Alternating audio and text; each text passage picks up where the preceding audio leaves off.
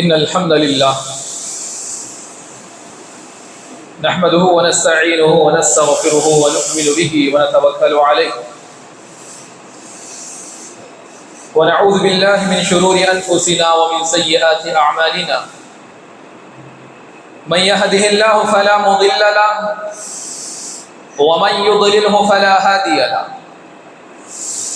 وأشهد أن لا إله إلا الله وحده لا شريك له وأشهد أن محمدا عبده ورسوله أما بعد فإن خير الحديث كتاب الله وخير الهدي هدي محمد صلى الله عليه وسلم وشر الأمور محدثاتها وكل محدثة بدعة وكل بدعة ضلالة وكل ضلالة في النار. أعوذ بالله السميع العليم من الشيطان الرجيم. بسم الله الرحمن الرحيم. يا أيها الذين آمنوا اتقوا الله حق تقاته ولا تموتن إلا وأنتم مسلمون. يا أيها الناس اتقوا ربكم الذي خلقكم من نفس واحدة وخلق منها زوجها وبث منهما رجالا كثيرا ونساء واتقوا الله الذي تساءلون به والأرحام إن الله كان عليكم رقيبا. يا أيها الذين آمنوا اتقوا الله وقولوا قولا سديدا يصلح لكم أعمالكم ويغفر لكم ذنوبكم ومن يطع الله ورسوله فقد فاز فوزا عظيما. قال الله تعالى في القرآن المجيد والفرقان الحميد: وإذ ابتلى إبراهيم ربه بكلمات فأتمهن قال إني جاعلك للناس إماما قال ومن ذريتي قال لا ينال عهد الظالمين.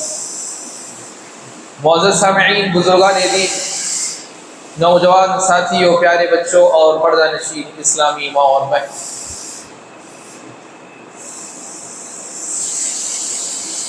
جیسا کہ ہم سب جانتے ہیں کہ ہم ماہ ذو الحجہ میں داخل ہو چکے ہیں.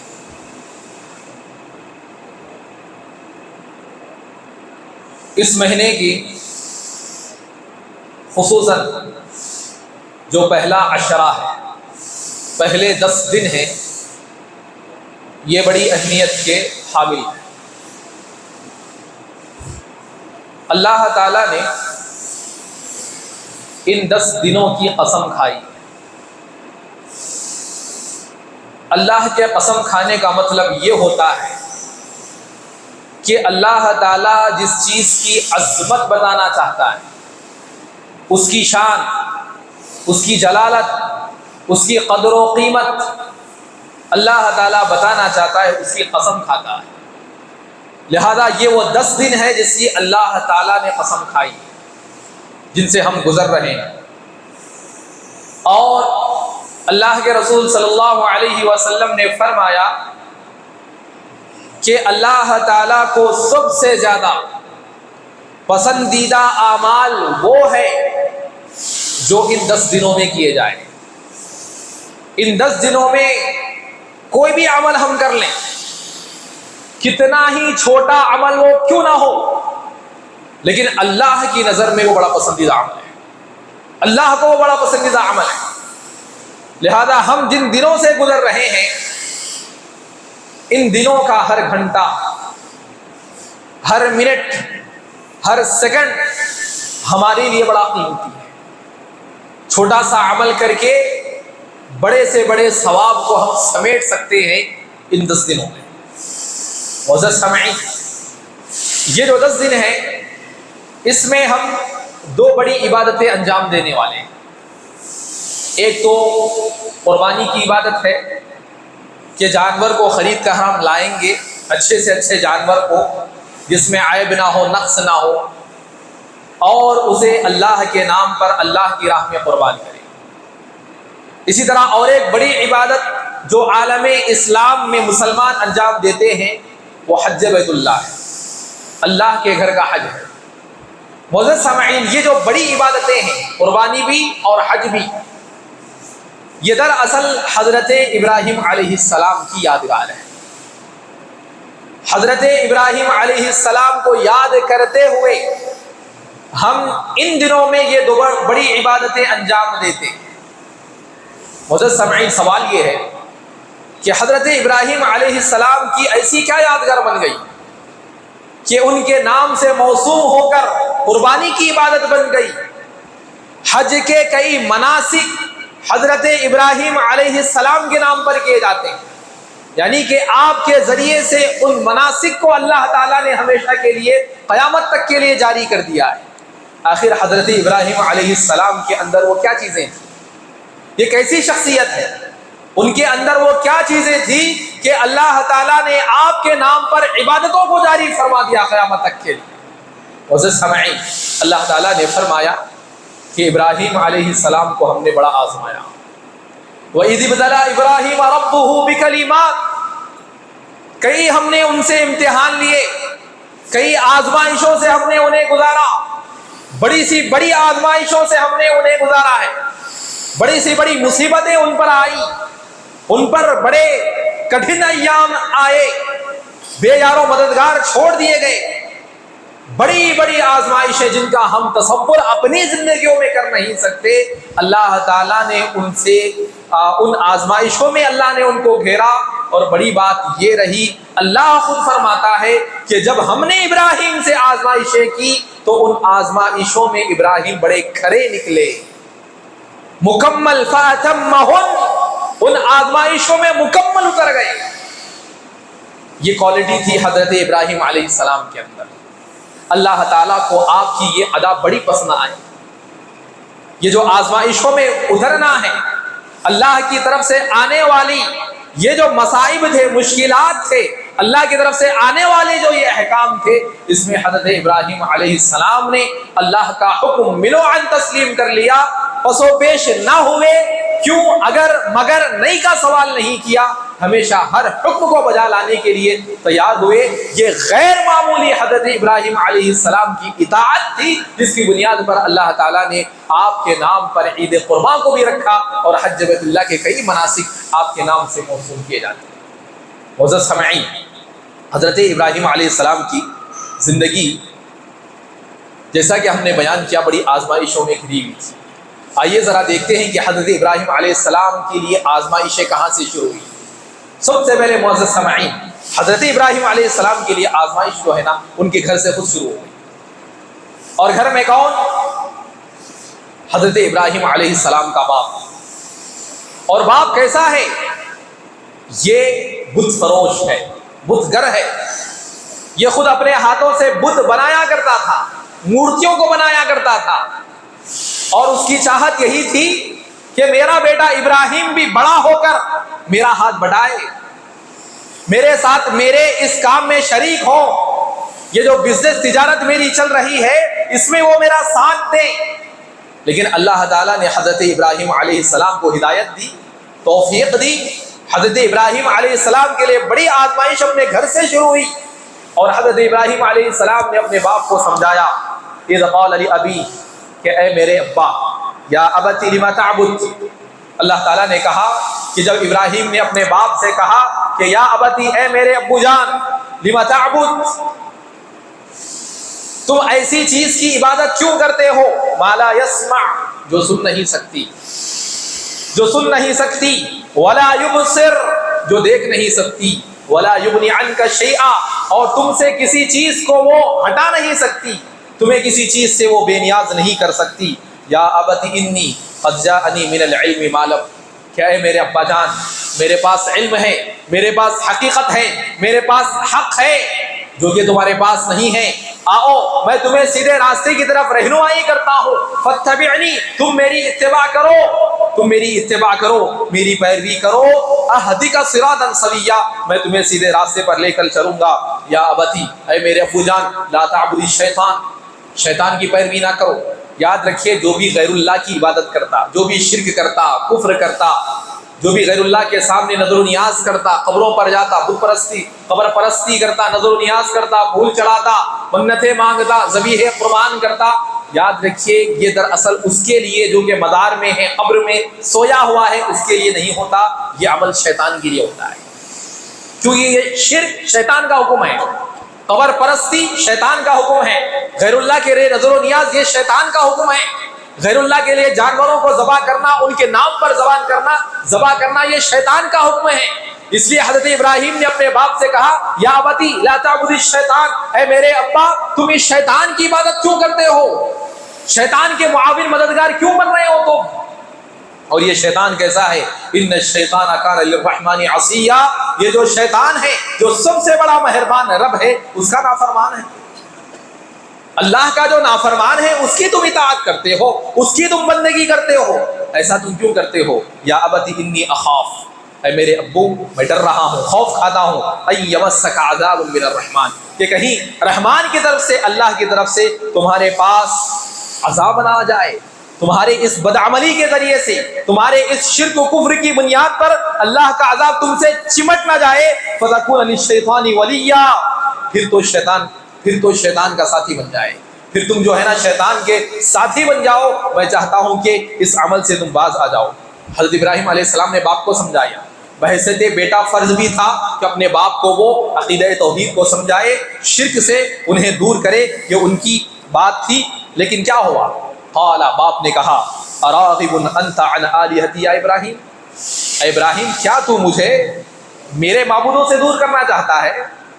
میرے معبود جن کی میں عبادت کرتا ہوں، میرے باپ دادا عبادت کرتے آئے ہیں، یہ پرمپرا ہمارے گھر میں چلی ہے، اس کا کاروبار ہم کرتے ہیں، تجارت کرتے ہیں، لین دین ہماری ہے، پیٹ اس سے ہمارا بھرتا ہے، تم اس سے مجھے دور کر رہے ہو۔ اراغب انت عن آلہتی یا ابراہیم لئن لم تنتہی، اگر تو اس معاملے سے باز نہیں آیا، کون بول رہا؟ باپ بیٹے سے بول رہا، باپ بیٹے سے کہہ رہا ہے کہ ابراہیم اگر تو اس معاملے سے باز نہیں آیا، یہ باتیں کرنا اگر تو نہیں چھوڑا، لأرجمنک، میں تجھے اپنے ہاتھوں سے پتھروں سے مار کر ہلاک کروں گا۔ باپ کہہ رہا ہے بیٹے سے۔ اب بتائیے اس سے بڑی آزمائش ایک بیٹے کے لیے کیا ہو سکتی ہے کہ گھر سے یہ تنبیہ اسے کی جا رہی ہے، یہ وارننگ اسے مل رہی ہے کہ تجھے پتھروں سے مار کر سنسار کر دیا جائے گا۔ معزز سامعین، لیکن حضرت ابراہیم علیہ السلام کی دعوت برابر جاری رہی، آپ پیچھے نہیں ہٹے، باپ کی دھمکیوں پر آپ ڈرے نہیں، سہمے نہیں، دعوت دیتے رہے، لیکن آخرکار وہ مقام بھی آیا کہ باپ نے اپنے گھر سے، آپ کے گھر سے آپ کو نکال دیا۔ اور معزز سامعین، یہ تو آزمائش گھر سے رہی، لیکن کیا آزمائش صرف گھر کی تھی؟ نہیں، قوم والوں کے ذریعے سے بھی آزمائش ہوئی، صرف گھر سے آزمائش نہیں، محلے والوں سے، بستی والوں سے، جس قوم میں آپ رہتے تھے وہاں بھی آزمائش ہوئی۔ حضرت ابراہیم علیہ السلام نے اپنی قوم کو دعوت دی اور کہا کہ اذ قال لأبیہ وقومی، اپنے باپ سے بھی کہا، قوم سے بھی کہا، ما تعبدون، کس کی تم عبادت کر رہے ہو؟ قالوا نعبد اصناما، کیا تم مورتیوں کی، بتوں کی عبادت کر رہے ہو؟ فنظل لها عاکفین، تو انہوں نے جواب دیا کچھ بت ہیں جن کی ہم پوجا کرتے ہیں، یہ ہمارے بت ہیں، ہمارے باپ دادا نے بھی ان کی پوجا کی ہے اور ہم بھی ان کی پوجا کر رہے ہیں۔ قال هل يسمعونكم اذ تدعون، حضرت ابراہیم نے کہا کہ اچھا ٹھیک ہے، تمہارے باپ دادا اس کی پوجا کرتے تھے، تم بھی کرتے تھے، تو ذرا یہ بتاؤ کہ جب تم انہیں پکارتے ہو کیا تمہاری آواز یہ سنتے ہیں؟ انہیں تم نے انسانوں کی شکل دے کر ان کے کان تو بنا دیے، ان کی آنکھ بنائے، ان کے ناک بنائے، ان کا سر بنایا، ان کا دھڑ بنایا، ٹھیک ہے، لیکن تم نے جو ان کے کان سیٹ کیے ہیں، کیا اس کان سے یہ آپ کی آواز کو سنتے ہیں؟ هل يسمعونكم اذ تدعون او ينفعونكم او يضرون، کیا تمہیں کچھ نفع دے سکتے ہیں؟ کچھ ملا ہے ان سے؟ جن کی تم عبادت کر رہے ہو، جن کے سامنے جھک رہے ہو، سجدہ مار رہے ہو، چڑھاوے چڑھا رہے ہو، مٹھائیاں بانٹ رہے ہو یہاں پر، ارے بھائی تم تو اپنا لٹا رہے ہو ان کے پاس، آخر انہوں نے تمہیں دیا کیا ہے؟ کیا ملا ان سے تم کو؟ سمجھا رہے ہیں، ہوش کے ناخن لینے کی دعوت دے رہے ہیں، بات سمجھائی جا رہی ہے، لیکن کیا اس کا جواب ہو سکتا؟ نہیں، جواب ہی نہیں تھا ان کے پاس۔ کیا جواب دیتے؟ ایک مورتی کیا سن سکتی، کیا نفع دے سکتی، کیا نقصان دے سکتی؟ جواب نہیں تھا۔ ایسے جاہلوں کے پاس ایک ہی جواب ہوتا اور ہمیشہ وہ وہی جواب دیتے۔ جواب کیا تھا؟ اللہ نے فرمایا بل وجدنا آباءنا، بس بھائی بات یہی ہے کہ ہمارے باپ دادا کرتے آئے، ہم بھی وہی کر رہے ہیں۔ اب ہم سے دلیل مت پوچھو، کیا یہ صحیح ہے غلط ہے، عقل میں بات سمجھ میں آتی نہیں آتی، نہیں پوچھنا، ہمارے باپ دادا کرے ہم بھی کر رہے ہیں، بات ختم۔ آج بھی جتنے اس طریقے سے شرک کرتے، بت پرستی کرتے، مزاروں پہ جاتے، ان کو آپ سمجھاؤ، اچھا سمجھاؤ بٹھا کے، سو ہاں ہاں بولیں گے، اور آخر میں جواب کیا رہتا؟ نہیں بھائی جو بھی ہوں گا، ہمارے باپ دادا کرتے ہوئے آئے، اما بابا بھی کر رہے، اب ہم کو بھی کرنا پڑتا، اب ہم کو بھی کرنا پڑتا، اب ہم وہی کریں۔ تو اس طریقے سے بت پرست جو لوگ ہوتے ہیں، مشرک جو لوگ ہوتے ہیں، ایسے لوگوں کی عقل ختم ہو جاتی ہے، سمجھنے کی صلاحیت ان کی اس شرک کی گندگی کی وجہ سے سلب کر لی جاتی ہے، اور وہ اسی راہ میں جو ہے اپنی جان دے دیتے ہیں اور ہمیشہ کے جہنمی قرار پاتے ہیں۔ اسی طرح معزز سامعین، قوم والوں کو سمجھایا لیکن قوم والوں نے بھی دھتکارا۔ ہوا یہ کہ حضرت ابراہیم علیہ السلام نے ان کے ذہن و دماغ میں بات کو بٹھانے کے لیے جب یہ لوگ میلے میں گئے تو آپ نے ان کے بتوں کو پاش پاش کر دیا، ان کے بتوں کو توڑ دیا۔ پھر معلوم ہوا قوم والوں کے کہ ہمارے بتوں کو توڑ دیا گیا ہے۔ آئے دیکھا کہ سارے بت اٹھے ہوئے ہیں، صرف ایک بت ہے جس کے کندھے میں وہ ہتھوڑا رکھا ہوا ہے۔ یہاں پر بھی ایک میسج دینا چاہ رہے تھے حضرت ابراہیم علیہ السلام، لہذا آئے اور سمجھ گئے کہ یہ کام ہو سکتا ہے تو صرف ابراہیم کا۔ کیونکہ ان بتوں کے خلاف اگر کوئی ہماری قوم میں بولنے والا ہے تو وہ کون ہے؟ ابراہیم ہے۔ لہذا کہا قالوا سمعنا، ہم نے سنا، فتن، ایک نوجوان ایسا ہے یقال لہ ابراہیم، جسے ابراہیم کہا جاتا ہے، اسی نے یہ کام کیا ہے، لہذا اسے پکڑ کر لاؤ۔ ابراہیم علیہ السلام کو لایا گیا۔ ابراہیم علیہ السلام نے کہا کہ کیا ہے بھائی، کیا بات ہے؟ تو کہا کہ ان بتوں کو کیا تم نے توڑا ہے؟ حضرت ابراہیم علیہ السلام نے کہا کہ ذرا پوچھو، یہ جو بڑا بت رکھا ہوا ہے یہاں پر، جس کے سامنے سارے بت ٹوٹے پوٹے پڑے ہوئے ہیں، یہ بڑے بت کو پوچھو، اسی نے توڑا ہوگا۔ قال کبیرہم، ان کے بڑے سے جو بڑا بت رکھا ہوا ہے اس سے پوچھو، کبیرہم ھذا فاسألوہم ان کانوا ینطقون، اگر وہ بول سکتا ہے تو ذرا پوچھ لو نا، جو بول نہیں سکتا اس کے سامنے تم پکارتے ہو، اس کی ثنا، اس کی تعریف تم بیان کر رہے ہو، ذرا اتنی بات تمہارے سمجھ میں نہیں آتی؟ فرجعوا الی انفسہم فقالوا انکم، انہوں نے کہا کہ تم اپنی طرف لوٹو، انکم انتم الظالمون، بے شک تم ظالم ہو۔ ثم نکسوا علی رؤوسہم، لہذا حضرت ابراہیم علیہ السلام نے یہ بات کہی، دل ان کا جل گیا، بات پڑھ لے نہیں پڑی، غصے میں آ گئے، جواب نہیں تھا، کیا جواب دیں گے کہ یہ بت بات نہیں کرتا پھر بھی ہم اس کی عبادت کرتے ہیں۔ لہذا ان لوگوں نے کہا کہ قالوا حرقوا، یہ ابراہیم ایسا نہیں مانے گا، لہذا اب حضرت ابراہیم علیہ السلام کو بادشاہ وقت کے سامنے پیش کیا گیا۔ اس قوم کا جو بادشاہ تھا جسے نمرود کہا جاتا ہے، اس نمرود کے سامنے حضرت ابراہیم علیہ السلام کو لایا۔ دیکھیے آزمائش گھر سے شروع ہوئی، قوم میں آئی، اور پھر قوم سے ہوتے ہوئے بادشاہ کے سامنے حضرت ابراہیم علیہ السلام آ گئے۔ آزمائش کے سلسلے دیکھیے کیسے ہیں، ایک ختم ہوئی دوسری شروع، دوسری ختم ہوئی تیسری شروع، بادشاہ وقت کے سامنے موجود ہیں، شکایت آ گئی ہے، کمپلینٹ آ گئی، ابراہیم اس طرح کے بتوں کو توڑ دیے، لہذا تجویز آئی قالوا حرقوا، ابراہیم کو آگ میں جلا دیا جائے، قتل کر دیا جائے، وانصروا آلہتکم ان کنتم فاعلین، اگر ہمیں کرنا ہے اپنے بتوں کی، اگر ہمیں مدد کرنا ہے تو ابراہیم کو جلانا پڑے گا۔ دیکھیے عقل ان لوگوں کی اس طرح ختم ہو گئی تھی، یہ خود کہہ رہے تھے کہ دیکھو اپنے بتوں کی ہمیں مدد کرنا ہے تو ابراہیم کو جلا دینا ہے، بتوں کی مدد یہ خود کر رہے ہیں، اور پھر یہ چاہتے ہیں کہ بت ان کی مدد کریں، جن کی یہ خود مدد کرتے ہیں۔ کیا یہ معبود ہو سکتا ہے؟ کیا یہ معبود ہو سکتا ہے؟ اتنا بھی انہیں سمجھ میں نہیں آیا، مارے جوش انتقام میں ان کی عقل ماری گئی، اور یہ کہہ رہے ہیں کہ اپنے بتوں کی ہم مدد کریں گے، اور ابراہیم کو جو ہے نا ایسا مزہ چکائیں گے کہ سارے قوم والے دیکھیں گے کہ اس کو جلایا جائے گا۔ لہذا آگ سلگائی گئی، بڑی سے بڑی آگ لگائی گئی، اور مفسرین نے، مورخین نے لکھا ہے کہ حضرت ابراہیم علیہ السلام کو اس آگ میں ڈالنے کے لیے منجنیق کو لایا گیا۔ منجنیق کہتے ہیں کہ اس وقت جو بڑے بڑے جب جنگیں ہوتی تھی تو ایک ایسے آلے کو استعمال کیا جاتا تھا، ایسی توپ کو استعمال کیا جاتا تھا جس میں بڑے پتھر کو رکھا جاتا، اور جب اسے کھینچا جاتا تو جتنی زور سے کھینچا جاتا اتنے آگے وہ پتھر جا کر گرتا تھا۔ تو حضرت ابراہیم علیہ السلام کو ویسی منجنیق میں رکھ کر آپ کو اس آگ میں پھینکا گیا، اتنی بڑی آگ لگائی گئی۔ لیکن آگ کو پیدا کرنے والا کون؟ وہ تو اللہ ہے۔ اللہ تعالیٰ جب چاہے آگ کو پانی بنا دے، پانی کو آگ بنا دے۔ اللہ تعالیٰ چاہے تو آگ سے جلنے کی تاثیر کو کھینچ لے۔ ہوا یہی، جیسے ہی حضرت ابراہیم علیہ السلام کو آگ میں ڈالا گیا، قلنا، اللہ تعالیٰ کہتا ہے کہ ہم نے کہا یا نار، اے آگ، کونی بردن و سلاما، ابراہیم کے لیے تو ٹھنڈی بھی ہو جا اور سلامتی والی بھی بن جا۔ صرف ٹھنڈی مت ہو کہ ابراہیم کو ٹھنڈ زیادہ ہو جائے۔ دیکھیے اللہ تعالیٰ کیسے حفاظت کرتا ہے۔ اللہ تعالیٰ اپنے بندے کی حفاظت کرنے پہ آتا ہے تو اس معاملے میں ذری سی تکلیف بھی لینا نہیں چاہتا، کہ کہا اے آگ ٹھنڈی بھی اتنی مت ہو جا کہ ابراہیم کو تکلیف ہو، بلکہ اس کے ساتھ تو سلامتی والی بن جا۔ یا نار کونی بردن و سلاما علی ابراہیم۔ اور اس طریقے سے معزز سامعین اس آگ سے حضرت ابراہیم علیہ السلام بچ گئے اور ساری قوم پر ذلت کا تماچا رسید کر دیا، اور کہا کہ دیکھو کس طرح اللہ تعالیٰ ہمارا محافظ ہوتا ہے اگر ایک اللہ کو ہم مانیں۔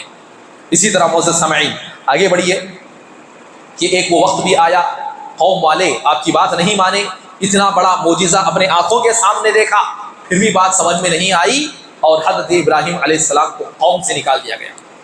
اب قوم سے نکل گئے، وہاں سے نکل گئے، اپنے بیوی کو لے کر وہاں سے آپ نکل گئے اور ہجرت کا سفر ہوا۔ معزز سامعین دیکھیے گھر کی آزمائش، قوم کی آزمائش، بادشاہ وقت کی آزمائش، اب سفر میں نکلے ہیں تو یہاں پر اور ایک بڑی آزمائش۔ کیا آزمائش؟ معاملہ ہوا بیوی کا مسئلہ۔ حضرت ابراہیم علیہ السلام اپنی بیوی سارہ کو لے کر نکلے، مصر کی طرف سے ہوتے ہوئے آپ گزر رہے تھے، آپ کا راستہ وہیں سے تھا، اور جو وہاں کا بادشاہ تھا وہ بڑا عیاش، ہر گزرنے والی خوبصورت عورت پر اس کی نظر ہوتی تھی۔ جیسے ہی کوئی خوبصورت عورت وہاں سے گزرتی تھی، وہ کوئی بھی ہو، کسی کی بیوی ہو، کسی کی ماں ہو، کسی کی بہن ہو، اس سے واسطہ نہیں تھا۔ جیسے ہی حضرت سارہ علیہ السلام ابراہیم علیہ السلام کے ساتھ وہاں پر گزرے کیونکہ بڑے خوبصورت تھے، تو بادشاہ کے چیلوں نے آ کر کہا کہ دیکھو ایک بڑی خوبصورت عورت ہماری قوم کے پاس آئی ہے، ایک قافلے میں آئی ہے، یہاں سے وہ گزر رہی ہے۔ بادشاہ کی نیت خراب ہوئی، کہا کہ اس عورت کو میرے پاس لے کر آؤ۔ لہذا تنہائی میں اس عورت حضرت ابراہیم علیہ السلام کی بیوی کو لایا گیا۔ اب وہ ہاتھ آگے بڑھا رہا ہے آپ کی عزت و ناموس سے کھلواڑ کرنے کے لیے، لیکن سبحان اللہ وہاں پر ایک کرامت کا ظہور ہوا۔ جیسے ہی وہ ہاتھ آگے بڑھایا، آپ کی عزت پر ہاتھ ڈالنا چاہ رہا تھا، اللہ تعالیٰ نے اس کے ہاتھ کو شل کر دیا، بریک کر دیا، رک گیا اس کا ہاتھ، آگے ہی نہیں بڑھ رہا ہے۔ وہ پریشان ہو گیا کہ میرے ساتھ کیا ہو رہا ہے۔ لہذا وہ سمجھ گیا کہ بھائی ہو سکتا ہے کہ یہ کوئی اور ہو۔ اسی وقت اس نے کہا کہ دیکھو میرے لیے دعا کرو اور اس مصیبت سے مجھے باہر نکال دو۔ لہذا حضرت سارہ نے دعا کی اور اس کا ہاتھ سیدھا ہو گیا۔ لیکن اب اس کی سرش بڑی خطرناک تھی، یہ بڑا گنہگار تھا، عیاش پسند تھا۔ جیسا ہی اس کا ہاتھ صحیح ہوا، پھر نیت اس کی بدل گئی، پھر وہ ہاتھ ڈالنے کے لیے آگے بڑھا، پھر اس کا ہاتھ شل ہو گیا، رک گیا۔ لہذا اس کے بعد پھر اس نے کہا کہ نہیں میرے لیے دعا کرو اور میرا ہاتھ سیدھا ہو جائے۔ لہذا دعا کی گئی، ہاتھ سیدھا ہو گیا۔ پھر اس کے بعد پھر اس کی کمینگی اس کے اندر آ گئی، شہوت ابھر آئی اس کے اندر، پھر وہ ہاتھ آگے بڑھانا چاہا، پھر اس کا ہاتھ جیسے ہی بریک ہوا، اب وہ سمجھ گیا کہ بھائی یہ کوئی انسان میرے سامنے نہیں ہے، یہ کوئی جن ہو سکتا ہے، شیطان ہو سکتا ہے، اب میں اس پر حاوی نہیں ہو سکتا۔ لہذا وہ سمجھ گیا کہ اب میں اس کے اوپر ہاتھ نہیں ڈال سکتا۔ لہذا اس کے بعد اس نے نہ صرف حضرت سارہ کو چھوڑ دیا، انہی کے ساتھ ایک لونڈی جو اس کے پاس ہاجرہ کے نام سے تھی، اس نے حضرت ابراہیم علیہ السلام کے ساتھ دے دیا۔ تو اس طریقے سے معزز سامعین حضرت سارہ علیہ السلام حضرت ابراہیم علیہ السلام کے پاس جب وہ آئی تو اس وقت حضرت ابراہیم علیہ السلام نماز میں موجود تھے۔ یہاں پر ایک بڑا پیغام ہمیں بھی ملتا ہے کہ دیکھیے بڑی سی بڑی مصیبت ہم پر آ جائے، سب سے بڑے اللہ سے اگر ہمیں مدد لینا ہے تو اس کی بڑی بہترین شکل نماز ہے۔ بڑی سی بڑی مصیبت سے نجات سب سے پہلے نماز سے ملتی ہے۔ اسی لیے اللہ تعالیٰ نے کیا کہا، استعینوا بالصبر والصلاۃ، اللہ کی مدد تمہیں چاہیے تو نماز کے ذریعے سے مدد طلب کرو اور اس کے ساتھ صبر کو بھی شامل کر لو. ایسے نہیں کہ اب بھی ہونا میرے کو میں صبر نہیں کرتا ہوں نماز پڑھ لیتا ہوں, ایسا نہیں. نماز بھی پڑھنا, تھوڑا صبر کر لینا. اللہ تعالیٰ آپ کو اس نعمت سے, اس مصیبت, اس تکلیف سے, اس مصیبت سے آپ کو باہر لے آتا ہے. لہذا بیوی کی عزت کا مسئلہ یہ کتنی بڑی آزمائش ہے. سننے میں آسان لگتا ہے لیکن یہ آزمائش بہت بڑی آزمائش ہے. لیکن اللہ تعالیٰ نے اس آزمائش سے بھی آپ کو نکالا. پھر آپ جانتے ہیں کہ تم اس سے بھی اور ایک بڑی آزمائش بیٹے کی شکل. ایک تو بڑی منتیں مرادوں کے بعد تقریباً 80 سال حضرت ابراہیم علیہ السلام کے ہو گئے, اس کے بعد حضرت اسماعیل علیہ السلام اولاد کی شکل میں آئے. لیکن وہ بھی وقت آیا کہ اللہ تعالیٰ نے آپ کو ایسا بھی آزمایا کہ کہا کہ یہ جو تمہارا لخت جگر ہے, یہ جو تمہارا نور نظر ہے, یہ جو سالوں کی منتوں مرادوں کے بعد دعاؤں کے بعد یہ جو اسماعیل تمہیں ملا ہے ابراہیم, اس نوجوان تمہارے بالغ بچے کو میری راہ میں قربان کرنا ہوگا اور اس کے گلے پر تمہیں چھری چلانا پڑے گا. اللہ کو کتنی بڑی آزمائش ہے. کبھی تصور کریں ہم یہ آزمائش کا. ہماری زندگیوں میں تو ایسی آزمائشیں ہوتی نہیں. چھوٹی سی چھوٹی آزمائشوں میں اللہ سے بدگمان ہو جاتے ہم, اللہ سے ناراض ہو جاتے ہم, منہ پھلا لیتے ہم, چھوٹی صورت بنا لیتے, کیا کیا نہیں کرتے, لوگوں کے سامنے شکوے شکایتیں رونا دھونا چلتے رہتا ہمارا. حالانکہ ایسی آزمائشوں کا تصور بھی ہمارے ذہنوں میں نہیں. الغرض کہنے کی بات یہ ہے کہ اتنی بڑی آزمائش سے اللہ تعالیٰ نے گزارا, لیکن حضرت ابراہیم علیہ السلام نے چوچلا نہیں کیا, سوال ہی نہیں کیا کسی چیز کا. بیٹے کے پاس آئے, پوچھا کہ اے بیٹے کیا ارادہ ہے. اللہ تعالیٰ نے ایسا مجھے خواب دکھایا ہے, میرا خواب سچا ہوتا ہے, تجھے مجھے تباہ کرنا ہے. جیسا باپ ویسی اولاد ہوتی ہے, بات بھی یاد رکھو. حضرت ابراہیم علیہ السلام اللہ کے فرمانبردار, تو حضرت اسماعیل علیہ السلام باپ کے وفادار نکلے اور کہا کہ اے میرے ابو جان, اللہ نے جو کہا کر گزریے. یا بتی لم تفعل, کہ اے میرے ابو جان اللہ نے تمہیں جو کہا ہے فامر کر گزریے. لہذا حضرت ابراہیم علیہ السلام وہ بھی وقت آیا, فلما اسلم وتلہ للجبین, کہ پیشانی کے بل حضرت اسماعیل علیہ السلام کو لٹا دیا گیا. آخری وقت ہے, اب ذبح کرنا ہی باقی رہ گیا ہے, چھری چلانا چاہتے ہیں. لیکن اللہ تعالیٰ نے جو آزمائش کرنا تھا آزمائش مکمل ہو گئی. کہا کہ ابراہیم بس کافی ہے, قد صدقت الرؤیا, جو خواب ہم نے تمہیں دکھایا ہے تم نے وہ سچ دکھا دیا. بس ہم یہی چاہتے ہیں کہ یہ خواب سچا ہو, لہذا تم اس آزمائش میں کھڑے اترے. لہذا اللہ تعالیٰ نے اس کے مقابلے میں بذبح عظیم, ایک بھیڑیے کو اللہ تعالیٰ, ایک دمبے کو جنت سے اتار دیا اور اس کی آپ نے قربانی کی, اور وہی قربانی ہر سال ہم کرتے ہوئے نظر آتے ہیں. تو معزز سامعین دیکھیے کہ حضرت ابراہیم علیہ السلام کی زندگی میں کیسی آزمائش آئی. اب دیکھیے معزز سامعین, دیکھیے آزمائشوں کا مسئلہ یہ ہے کہ اللہ تعالیٰ بندوں کو آزماتے رہتا ہے. جو بھی اللہ کا بندہ ہے, جو بھی مسلمان ہے, مومن ہے, اللہ کو مانتا, جس کا عقیدہ صحیح ہے, اس کے لیے آزمائش لازمی ہے. اللہ کے رسول صلی اللہ علیہ وسلم نے فرمایا کہ مومن مرد ہو کے عورت کو جان کے ذریعے سے, مال کے ذریعے سے اور اولاد کے ذریعے سے, 3 چیزیں خصوصاً, ایک تو جان ہے خود کی, ایک ہے خود کا مال ہے, ایک ہے اولاد. ان 3 چیزوں کے ذریعے سے مسلسل آزمایا جاتا ہے. اس کو مومن مرد کو بھی, مومن عورت کو بھی. ان 3 چیزوں کے معاملے میں خود بیمار ہو گئے, آزمائے جا رہے, مال آ رہا ختم ہو جا رہا, نقصان میں چلے جا رہے, آزمائے جا رہے, اولاد نافرمان نکل گئی, آوارہ نکل گئی, یا پھر ساتھ نہیں دے رہی, جو کچھ بھی ہو آزمائے جا رہے ہیں. آزمائے گا اللہ. اور کب تک؟ کیا 10 دن, 2 سال, 2.5 سال, 5 سال نہیں, زندگی بھر مسلسل اللہ تعالیٰ آزماتا ہے. پھر اللہ کے رسول فرماتے ہیں حتی یلقى اللہ وما علیہ خطیئہ, یہاں تک کہ وہ مومن مرد جو کہ مسلسل آزمایا جا رہا ہے, وہ مومن عورت جو کہ مسلسل آزمائی جا رہی ہے, اللہ تعالیٰ سے اس حال میں ملاقات کرتی ہے, اس حال میں بندہ ملاقات کرتا ہے کہ اس پر کوئی گناہ نہیں ہوتا, کوئی گناہ نہیں ہوتا. آزمائش کا صلہ اللہ یہ دیتا ہے کہ اللہ تعالیٰ جب آزماتا ہے تو ہم سے گناہوں کو مٹا دیتا ہے. اللہ سے اس حال میں ہماری ملاقات ہوتی ہے کہ پھر ہم پر کوئی گناہ نہیں ہوتا. تو یہ فائدہ ہوتا ہے اس آزمائش کا. کبھی آزمائش کو ایسا نحوست نہیں سمجھنا, آزمائش کو ہم پر ایک کوئی بلا نہیں سمجھنا, کہ اللہ تعالیٰ کی طرف سے آتی ہے تاکہ ہم اللہ کی طرف لوٹیں اور ہمارے گناہوں کی معافی ان آزمائشوں کے ذریعے سے ہو جاتی ہے. اسی طرح اللہ کے رسول صلی اللہ علیہ وسلم نے کیا فرمایا کہ آزمائشیں ان لوگوں کے لیے زیادہ ہوتی ہے جو اللہ سے زیادہ قریب ہوتی ہے. یہ بات بھی یاد رکھو, اللہ سے ہم جتنے زیادہ قریب ہوتے اللہ ہمیں آزماتا. اللہ سے قریب ہونے سے جیسا اللہ کی رحمتیں ملتی, برکتیں ملتی, مسائل ختم ہو جاتے، اللہ سے قریب ہو جاتے، سب چیزیں ہیں، لیکن اللہ تعالیٰ بندوں کو آزماتا ہے جب اس سے قریب ہوتے چلے جاتے ہیں۔ اس لیے سب سے بڑی آزمائشیں کن پر آئی؟ انبیاء پر۔ اللہ سے قریب کون ہے سب سے زیادہ؟ انبیاء ہے نا، تو آزمائشیں بھی انبیاء پر سب سے زیادہ آئی۔ حضرت ابراہیم علیہ السلام کون ہے؟ اللہ کے خلیل، اللہ کے جگری دوست۔ اور یہ جو خلیل ہے، صرف دو ہی لوگ اللہ کے خلیل ہوئے، ایک اللہ کے رسول اور ایک حضرت ابراہیم علیہ السلام، تیسرا کوئی خلیل ہی نہیں ہوا۔ تو اتنے قریب ہونے کے باوجود اللہ تعالیٰ نے ایسی بڑی آزمائشوں سے آپ کو گزارا، اور اللہ تعالیٰ ہر کسی کو اس کے ایمان کے مطابق آزماتا۔ حضرت ابراہیم علیہ السلام جیسی آزمائش ہمارے سے ہوتی تو برداشت کرتے ہم؟ نعوذ باللہ، اللہ کے بارے میں کیا کیا کہتے ہیں ہم کو خود نہیں معلوم۔ اللہ تعالیٰ ویسی آزمائش ہم سے نہیں کرتا۔ میرا ایمان جتنا، اللہ اتنا ہی آزماتا۔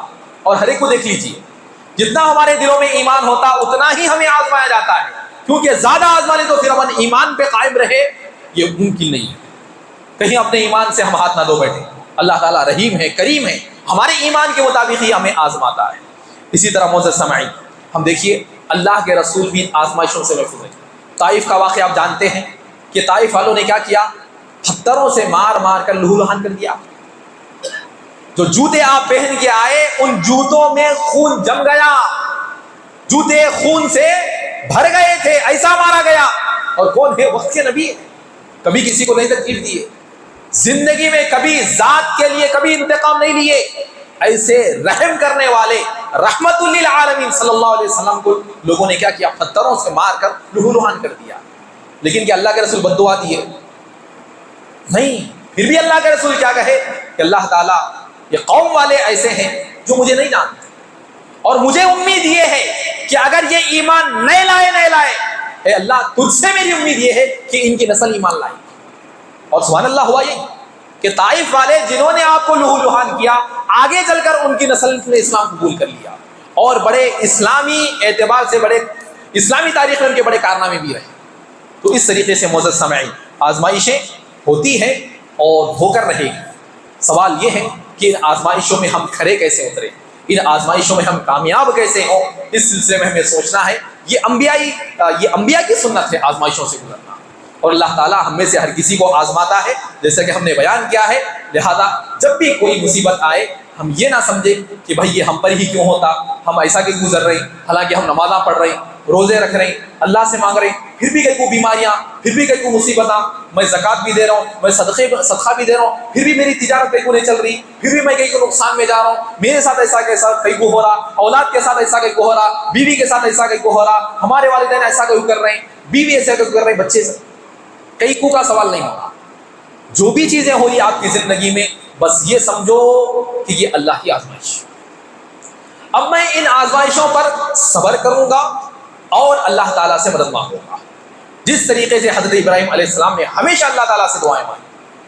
قرآن مجید کھول کر دیکھیے، کتنی دعائیں ہیں جو صرف حضرت ابراہیم علیہ السلام کی زبان سے نکلی اور اللہ تعالیٰ نے قرآن مجید کو ترجمہ کر دیا۔ کتنی ہی دعائیں،